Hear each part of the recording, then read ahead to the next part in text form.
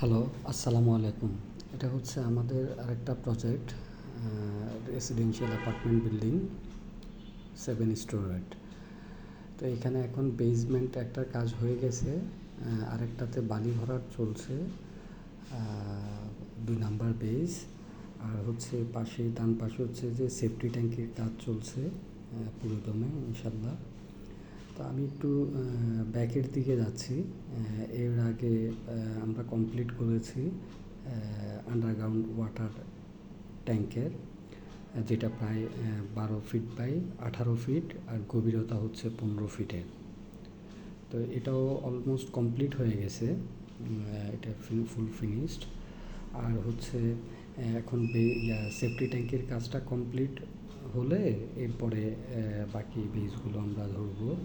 তো ইনশাল্লাহ কাজ চলছে, দোয়া রাখবেন আমাদের জন্য, সামনে যাতে আবার আসতে পারে আরেকটা